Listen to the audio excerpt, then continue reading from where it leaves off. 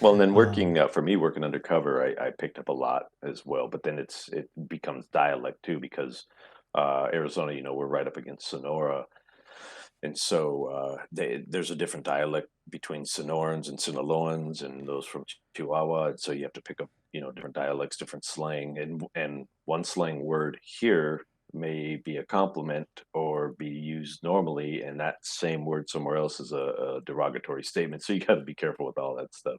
right, right. So like when I walk in the room, like, "What's up, asshole?"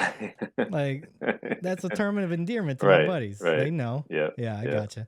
Um, with that, just to help people get a mental picture, how yeah. far away from the border are you?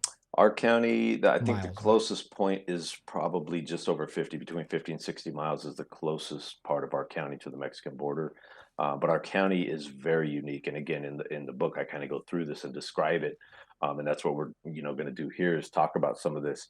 So our county is unique in the sense that that part of our county, the southwest part of our county, is 50, 60 miles off the border, but it's wide open desert um, all the way down to the border, and then some of those areas that it hits the border are barbed wire fences, 3-strand barbed wire fences.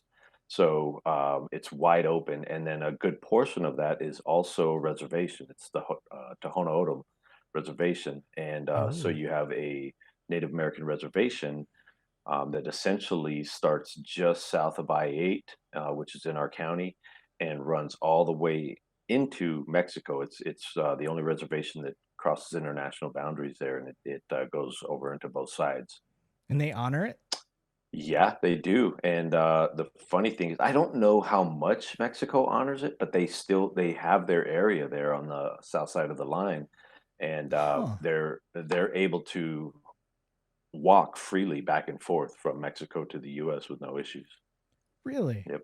Yep. That is interesting. So, okay, with that being a factor, Mhm. have you guys noticed, or do they communicate for one? Does the reservation police communicate with y'all on the issues that they've been dealing with and how they deal with it and all that? Yes. With So we have a great working relationship with Tohono O'odham. It hasn't always been great, but it has gotten better, especially with this sheriff. He's much better at navigating those waters than sheriffs previous. But we okay, we have a good relationship with them, and they have the same issues that we all have. They have a huge area that they're covering. So we're like our county is 5,400 square miles, and we have 250 sworn. They have about the same size, probably a little bit bigger, I would say, and they have like 100 to cover that. And so, very strapped for manpower. And then again, they're a sovereign nation, so they're treated a little bit differently, right? So all that factors in, and the cartels exploit that too. They marry into that tribe so that they have familial connections, and there's no doubt they use. I've been in these stash houses between here and Mexico where they're using the reservation as cover because they know that normal cops, aren't going to be going in there. okay. Now, between that, their ways of handling laws and protecting the border is different, right? Yeah, absolutely. They are so. It's It's really different in the sense that the nation, their beliefs are at the forefront of everything, right? So whatever that nation, whatever their strong beliefs are, and let's just these are not examples for Tohono O'odham. I'm just using it as a very simplified example. If their beliefs are preservation of nature, that's at the forefront of all their decision making. And so that they use that as their guiding principle on how they do everything, and which would include enforcing laws or law enforcement interacting. And so their belief system is always at the forefront, and then everything else kind of falls after that. And so, like their view on the border, like when you're talking about walls, is that's their land. It's sacred land. And while they are a sovereign nation, and the U.S. government could technically come in and say, "Yeah, we're putting a wall here," but I think that would cause quite the fight with the TO nation specifically. So they have a lot of control down there, and they have their sovereignty, which they should. That's their land.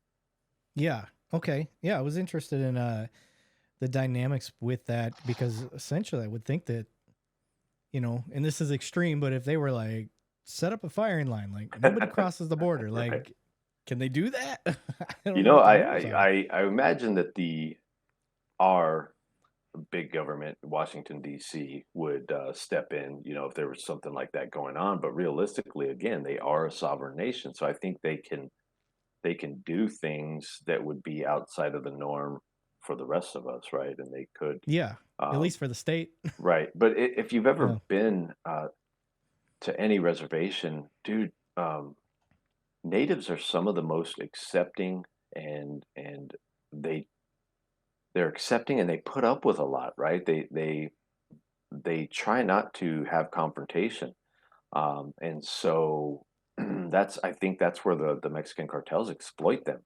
because Yeah. they take advantage of that. So they are going through and they're Oh, trying to, yeah. yeah, yeah. Okay. So They use let's, that land more than any land. They cross their land and use it all the way up to get to the essentially the Phoenix hub.